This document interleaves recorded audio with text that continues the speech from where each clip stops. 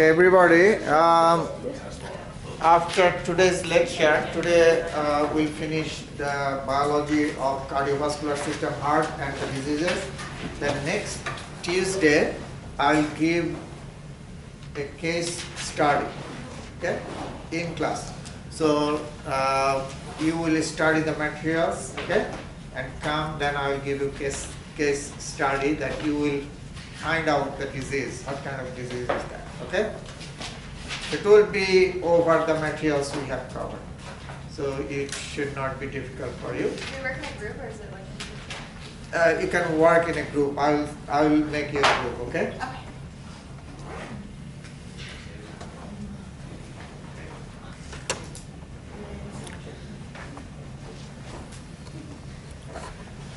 Okay, so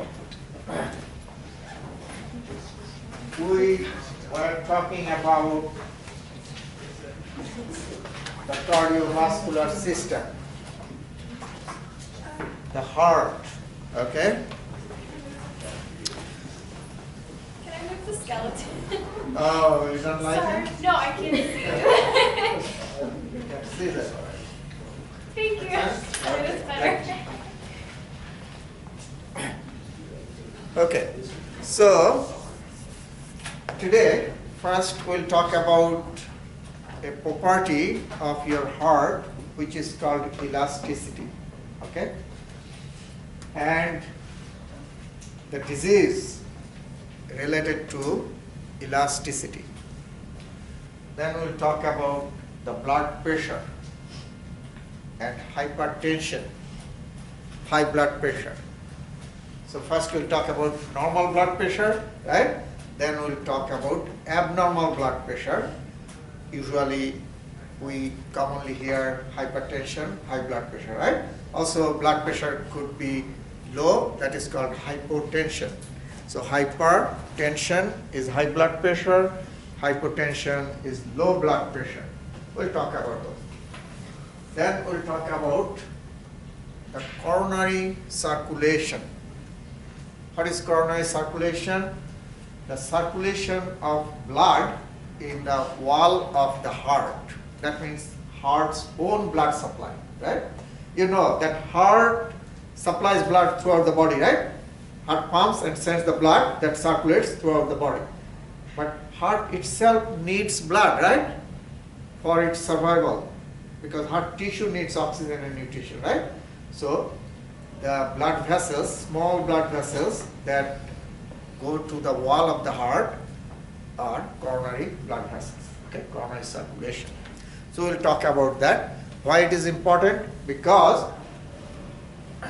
if any blockage occurs in coronary arteries, that can cause serious illness, okay? So that's why we need to know coronary circulation. Then we'll talk about the conductive system of the heart. Inside the heart, electrical impulse is produced, electricity, okay, inside the heart.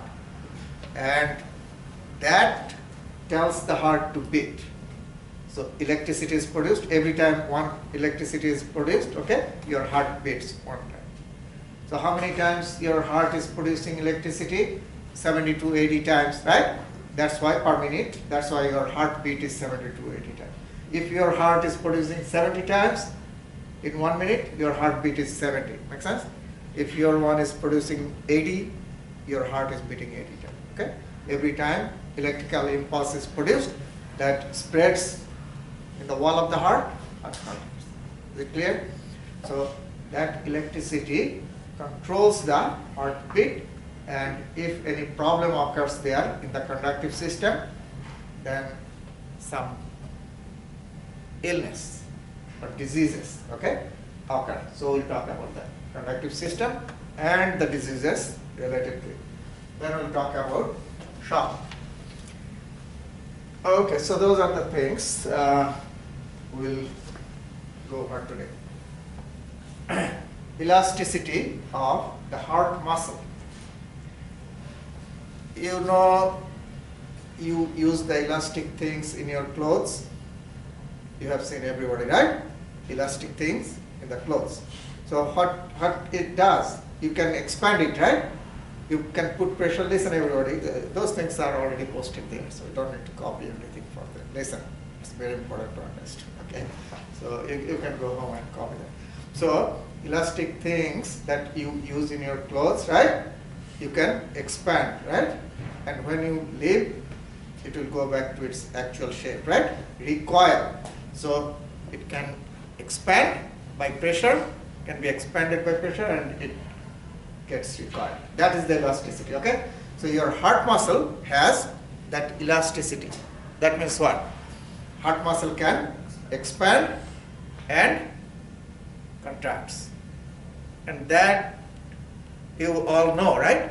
Heart expands and contracts. Now you tell me, when heart contracts, blood gets out or comes in? In. When heart contracts, Out. blood gets out from the heart, right? And when heart relaxes, expands, blood comes back. You have to know that, right?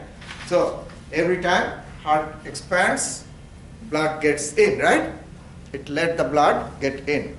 When heart contracts, ejection of blood, right? Blood gets out. That's the pumping action of the heart, right? And that happens because of the elasticity. If heart cannot expand, then it will not contract, right? Make sense? So that's the elastic thing you use in your clothes, same way. Now, you tell me, you got a cloth that has that elastic thing when you are very skinny. Now you are like double, your size is double, okay? Now you are still using that one. What will happen eventually? It will get loose, right? You know that. Same thing happens in the heart. If too much pressure, you put on the heart every time when it is expanding and contracting, then eventually heart muscle will lose the elasticity. Is that related to blood pressure? That is related to blood pressure. If someone has hypertension, right? High blood pressure for a long time, then what will happen? More pressure is exerted on the wall of the heart, right? So heart muscle is taking more pressure. And then if that's corrected, does the elasticity build back, or is it? Yeah, you have to, that's why you need to control the blood pressure, right? If it's chronic for a long time, then it will be difficult to bring it back. Once the elasticity, again you think about your clothes, right? If it is lost, then it's difficult to, right, bring it back. It will stay loose. So, same thing happens in the wall of the heart, okay? And that is called the heart failure. Heart failure. Now you tell me, if the heart muscle loses elasticity, will it stay big or will it stay small? Big, because the elastic thing, again thing, right? Elastic thing, when it gets loose, it stay long, right? It doesn't recoil completely. So same thing, yeah, in heart failure, we see the size of the heart is what? Big, stays big. Make sense? So large, enlarged heart cannot contract fully, stay like this. Contract a little bit, but cannot contract forcefully, okay? So that is, but in athletes, the heart size is bigger, but that's different. Their elasticity is more too, okay? So that is athlete heart. Okay. There is a law regarding elasticity that is called Frank-Starling.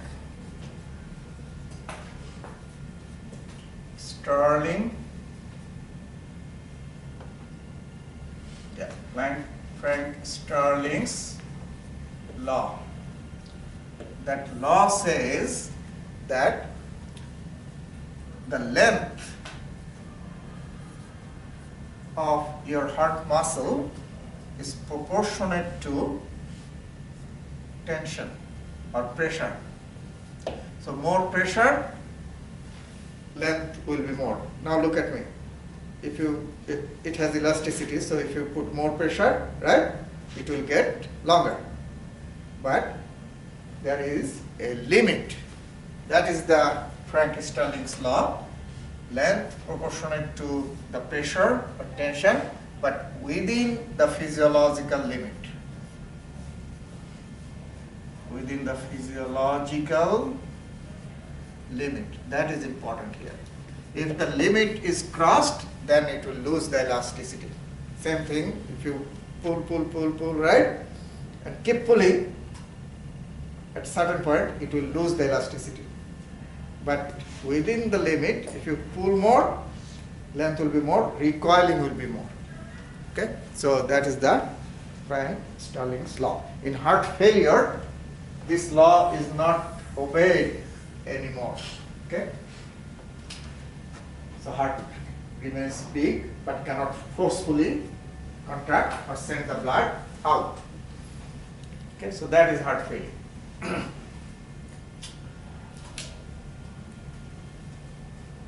Okay, systole and diastole. Very simple. Contraction is systole and relaxation is diastole. Okay. Now you tell me, this is your heart. This is the blood vessel, artery. Okay, arteries. And this is your left ventricle, right ventricle. So when left ventricle contracts, blood enters into the arterial system of your body. Blood goes to the arteries. Make sense? Oxygenated blood, you know that. Left side contains oxygenated, right? So left ventricle contracts, blood goes to the arteries of your body. Is it clear? That is systole, right? Systole, contraction. And when the ventricle relaxes, blood gets back. Okay? So ventricular relaxation, blood gets back into the artery. Now you tell me, this is simple. When ventricle finishes contraction, then blood is inside the arteries, right, of the body. And when ventricle relaxes, blood, most of the blood gets back. So in which condition the pressure will be high on the arterial wall? After contraction or after relaxation? Very good. Make sense? Because after contraction, blood is inside the artery, right? So pressure on the wall of the artery will be what? More. When blood gets back into the heart, less blood is inside the artery, right? So the pressure on the wall of the artery will be much less. So that's why we measure two pressures. You know that, all of you. Systolic and what? Diastolic. Which one is bigger? Systolic. Higher, right? Diastolic is lower. Understand? So when heart finishes systole or contraction, on the arterial wall, pressure is high, right? When finishes diastole, blood gets back, pressure on the arterial wall is what? Low. That's why we get two pressures. Is it clear? Systolic and diastolic.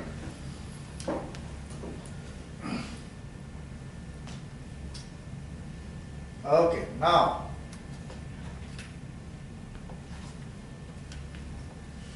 the pressure, normal blood pressure is systolic below 120, diastolic below 80 millimeter of mercury. That is considered as normal, okay? Now, if someone's blood pressure goes up, systolic up between 120 to 139, diastolic between 80 to 89, that is termed as pre-hypertension. Okay, that means just before high blood pressure. That's the condition.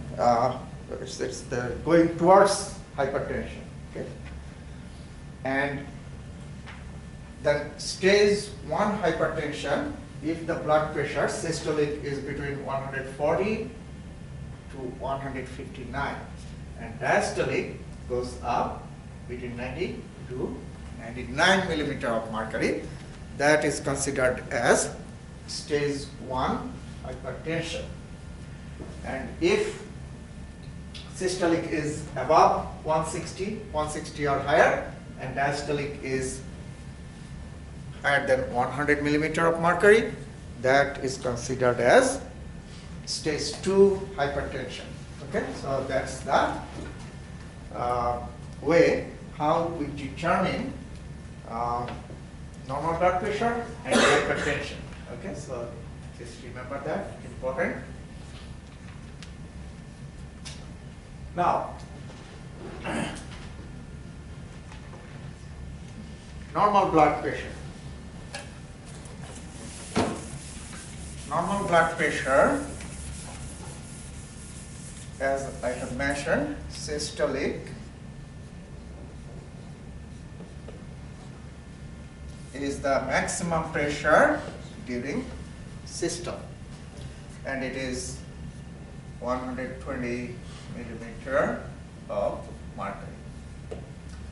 Diastolic should be within 80 millimeter of mercury. These two we directly measure from the brachial artery.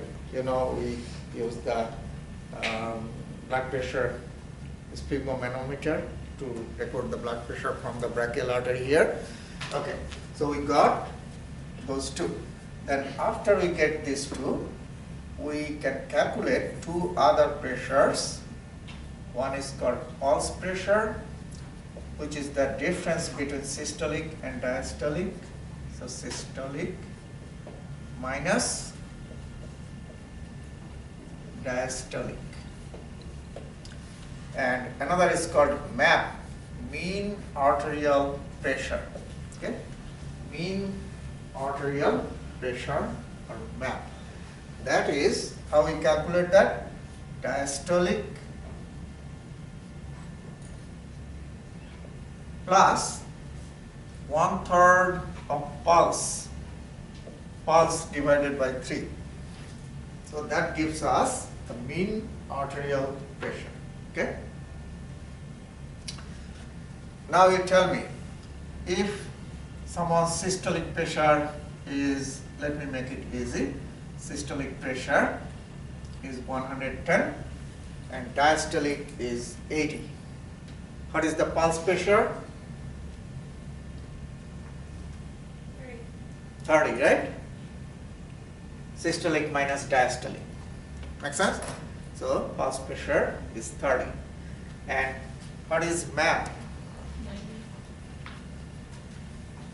80 diastolic plus 1/3 of pulse. Pulse is 30, right? So 1/3 of pulse is 10.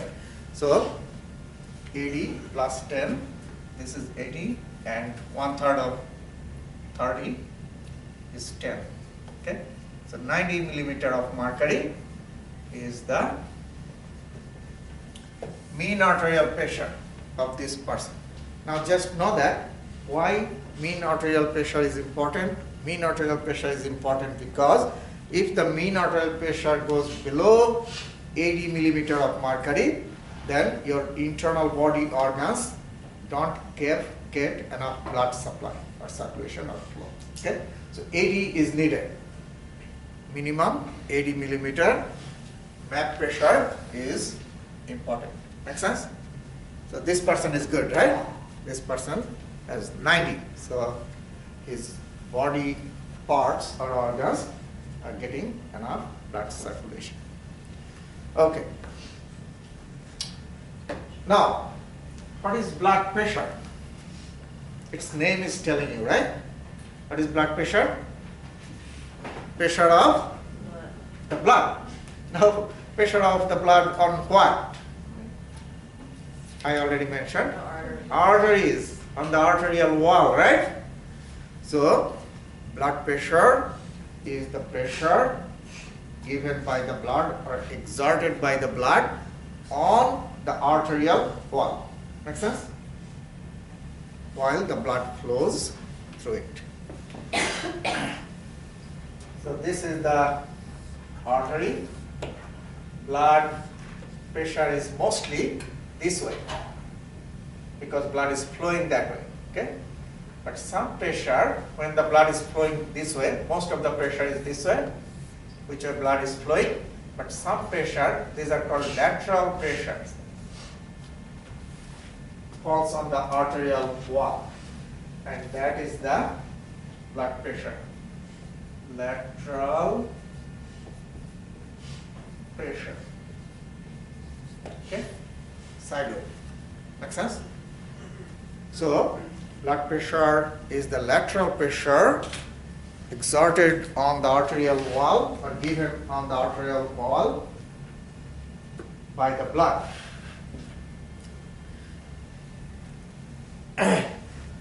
Now,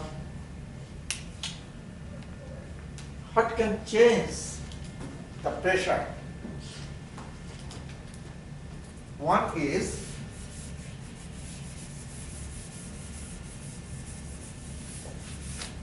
if the arterial wall, this is the arterial wall, gets narrow. I believe in last class I explained that, right? Atherosclerosis, if someone takes too much lipid, someone has hyperlipidemia. Hyperlipidemia is the condition when blood concentration of lipid or fat is high. Okay? So lipid has the tendency to get attached to the arterial wall. So what will happen in this person? The artery will get narrow. The lumen will get narrow. Make sense? So heart is trying to push the blood in, right? And blood is trying to get in, but lumen is narrow. Okay? So the pressure on the wall will be more. Okay? So that is one reason of hypertension, and this condition, this lipid, this is called atherosclerosis, accumulation of lipid or fat that makes the artery narrow. Another is, this happens when you eat too much fat. Another condition that usually happens in old age to everybody, more or less, the wall of the artery loses the elasticity, elastic fibers, okay? So elasticity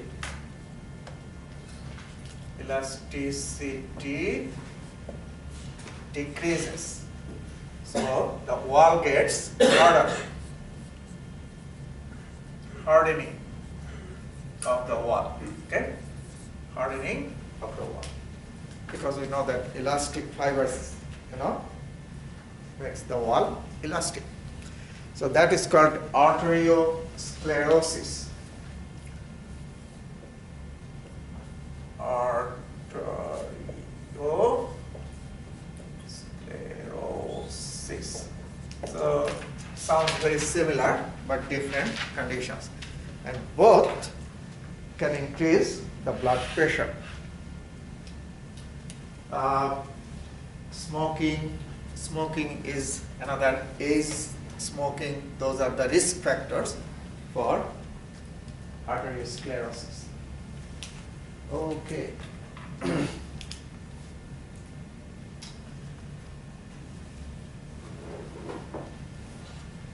Arterial hypertension is this one, the arterial change in the arterial wall. Pulmonary hypertension, you will commonly hear this term, pulmonary hypertension. That is another thing that happens if any obstruction is present in the lung, like lung tissue has turned to fibrous tissue. So what happens when the heart pumps, okay, the blood sends the blood to the lungs. Lung cannot receive the blood, enough blood, because the tissue has lost the ability to receive the blood into it. Okay, so lung got hardened, or more like fibrous, like it has lost its ability to receive the blood. So in that case, heart will try to send the blood to the lung, but lung will not be able to take enough blood. Make sense? So pressure on the wall of the heart will increase. Okay, and eventually that will cause hypertension and the pulmonary circulation, increase the blood pressure in the pulmonary circulation. So that also causes hypertension, pulmonary hypertension. Okay, so just read this. The main causes of hypertension, one is age. When people get older, the arteries lose the elasticity. That is the main reason for increased blood pressure. Lifestyle, as I have mentioned, if someone eats too much fat, right? Cholesterol or saturated fat, that can cause hypertension. Excessive dietary salt and alcohol can also cause hypertension. Okay? And family history, that is genetic reason, that also causes hypertension.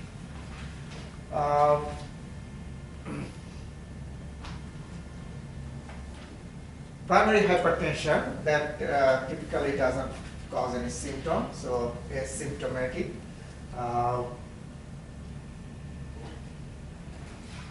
Now the risk of hypertension, chronic hypertension, if someone has hypertension for a long time, if you don't, take the medicine, don't keep the blood pressure within normal range, then prolonged hypertension or chronic hypertension can eventually affect your kidneys, your eyes, your blood vessels, your heart. You know that, as I have mentioned, if heart is working too much, right? Blood pressure is high, so on the wall of the heart, the pressure is always high, right? So that can cause heart failure eventually. In the eye, if intraocular pressure increases, that can cause the damage of the retina or the optic nerve. So intraocular pressure can go up, and that can cause the damage of the retina or optic nerve. So hypertension or high blood pressure must be kept in control. That is very important. Okay? To prevent organ damage. Stroke.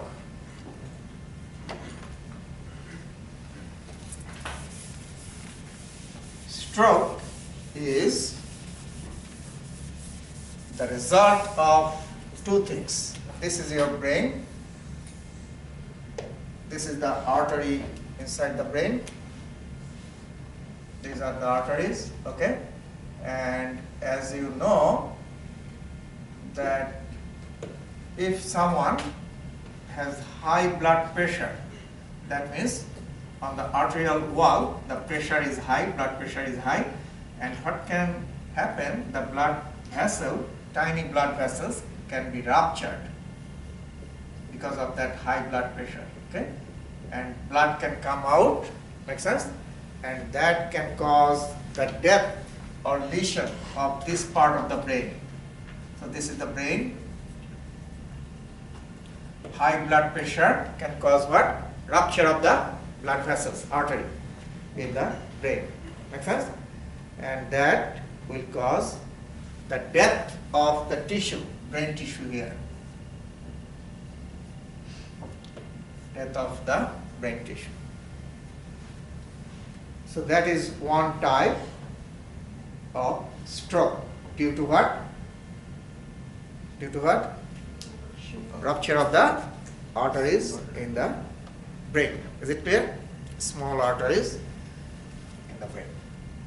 Another type of stroke, that is not the rupture of the blood vessels. You see, this is another blood vessel. What can happen? A clot can be formed, or a clot can occur here, and this part of the brain tissue will not get blood because of this clot. So this is the clot. This is rupture. Okay, so two different things, you see. Make sense? The artery can get a clot or it can get ruptured. So both are called stroke. Okay, both are called stroke. in the brain. And result is same, death of the neural tissue or brain tissue.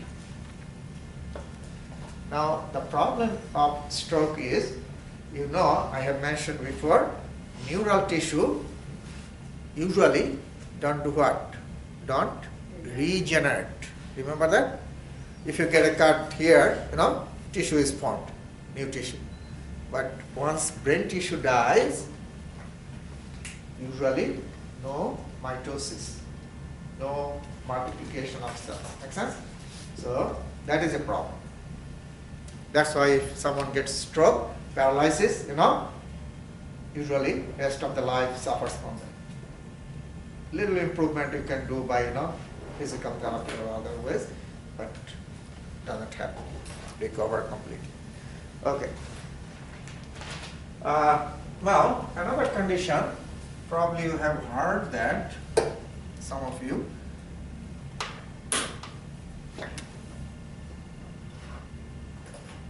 That is called TIA. Have you heard that? Transient ischemic attack. Ischemia. This happens due to partial blockage here. For example, you got partial blockage, small amount of blood is going here to this tissue. Make sense? Or the artery got narrow here, constricted. This artery got heavily constricted, so very narrow.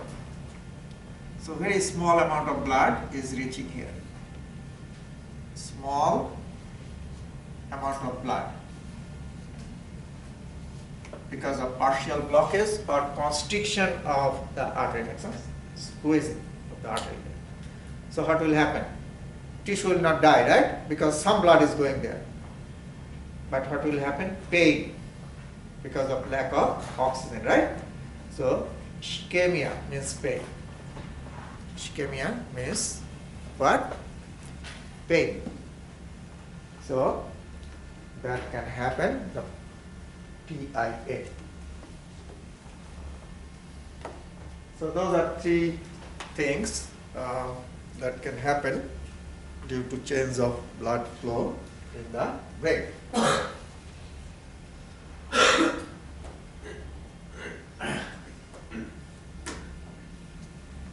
Overweight is a problem. You know, any kind of heart disease, overweight is a problem. Blood pressure particularly. If you can control your body weight and do exercise regularly, that can keep your blood pressure under control. Coronary heart disease. You know, this is a very important topic. You all know many hospitals, they have coronary unit, right? Separate for this. What is this? Your heart, as I have mentioned, has its own blood circulation. So this is the heart, this is the wall of your heart, okay? And heart tissue gets blood from two coronary arteries, right and left coronary arteries, okay? So coronary arteries supply blood to the wall of the heart. Coronary arteries. How many I said? How many coronary arteries? Two. Right and left coronary arteries go to the wall of the heart, and coronary arteries have branches, and they give blood to the wall of the heart.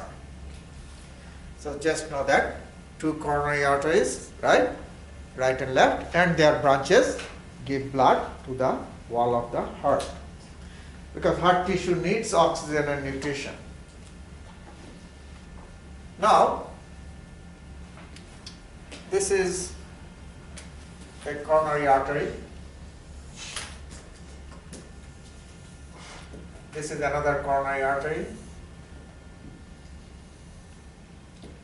And coronary artery has two important properties. You need to know that. That's very important. Coronary arteries have many lateral branches like this. Those are called collaterals. So many lateral branches.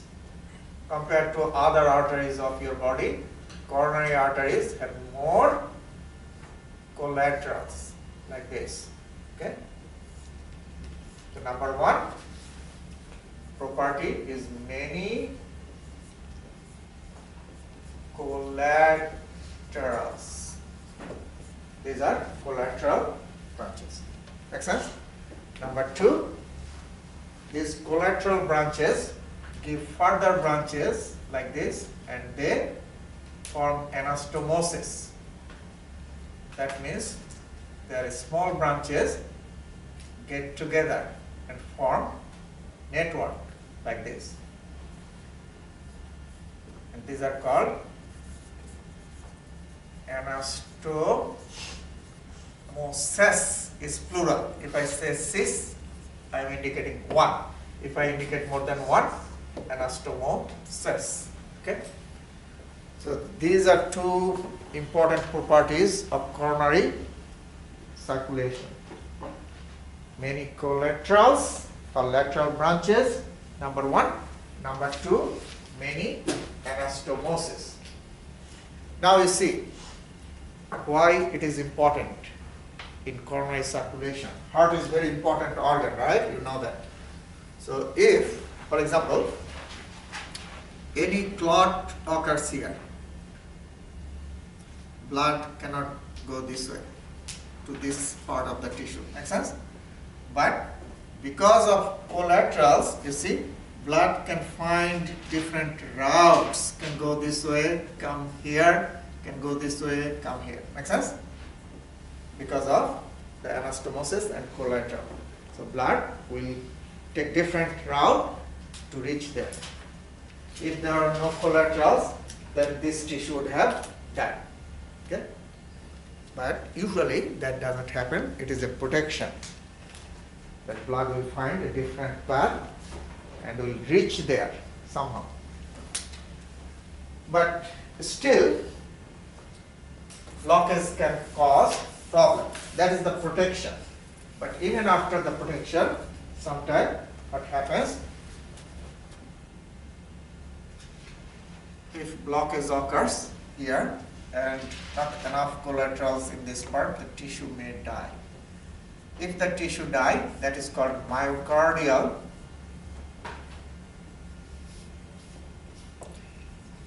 infarction or MI. Have you heard that? Yes or no? MI, myocardial infarction, no? So pretty common.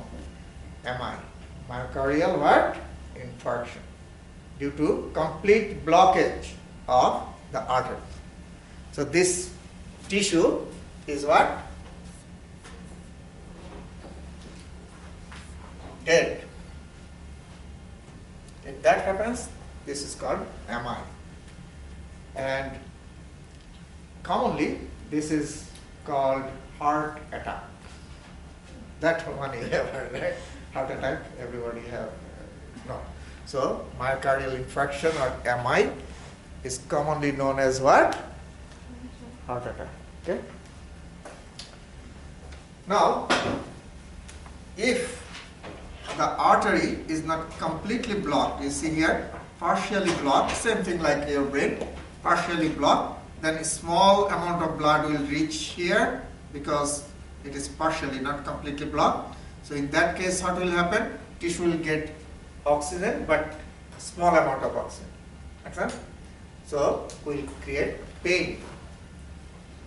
If tissue doesn't get enough oxygen, some lactic acid is produced there and that causes pain. Okay? So just know that lack of oxygen causes what? Pain. And that is ischemia. Angina, ischemia is pain, but this condition is called angina pectoris. Angina means pain. Pectoris means what? You know that? Pectoralis muscle here, right? Pectoris, chest, chest. Pectoralis muscle, we say why? Because it is in the chest, okay? Pectoris means chest. So chest pain, angina pectoris, due to partial blockage. Some blood is going there still, but due to lack of blood, pain will occur. Now, if this one happens, tissue is already dead, right? Already dead in MI. So you cannot do anything in that case. Make sense? Tissue is dead. But in this case, tissue is not dead yet, right? So if the patient feels pain, usually that patient realizes that, having pain. So we'll put that nitroglycerin that under the tongue, sublingual, and that will enter into the blood, right, from the through the capillaries, and will go to the heart, okay, and will dilate the artery. Okay. So more blood will go there, right? If you dilate, vasodilation, so that will release the pain. Okay, so that's the treatment, vasodilator. Okay, so those are related to the blood flow through the coronary artery, okay? Myocardial infarction or heart attack, and angina pectoris or chest pain. Now, this chest pain or angina pectoris is a referred pain.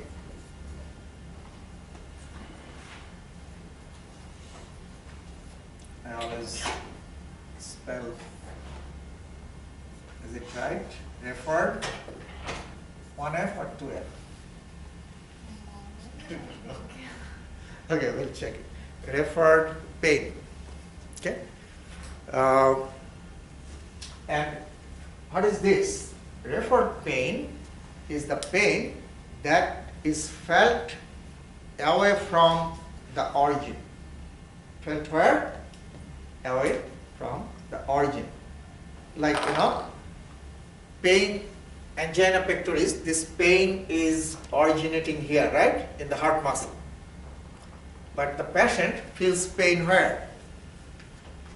The neck, shoulder. It can all the way go up to the fingers. So you see, further away from the site, right, of origin, where the actual pain is. So that is called referred pain. So angina pectoris causes referred pain, and that if you see somebody is complaining shoulder, neck, or arm pain, or even finger all the way, you can think that someone is having that angina pectoris. Okay. So here you see the coronary arteries and their branches. So just see here, left coronary artery is this one, right coronary artery is the right side, and their branches. And blockage can occur anywhere. Now, one more thing you need to know, this is important. I talked about blockage in the artery of the brain, blockage in the artery of the heart. These are two very important organs, right? Your brain and heart. In most of the cases, what happens, the clot is formed in the other part of the body. For example, clot has been formed in your lung, okay? Pulmonary artery or pulmonary vein. Make sense? And that one get detached from the wall and start to circulate. Okay? And try to find a good place where it will cause blockage. Most of the cases that happens. The clot is formed either in pulmonary, in the lung or in the leg veins, and from those areas get detached and start to circulate with the blood and get stuck to the brain artery or the heart. Okay? So our source is outside of those, but block the artery in the heart or the brain. Okay.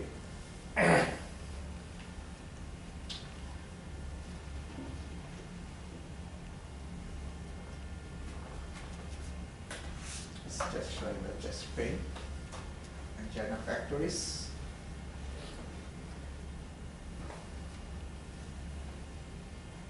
See here, the artery got narrow due to atherosclerosis, accumulation of fat.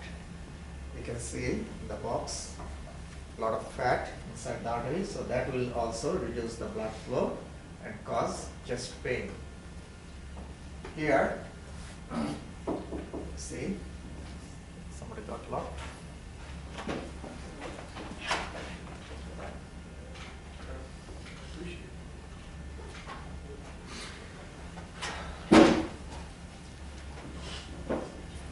So here you see that atherosclerosis,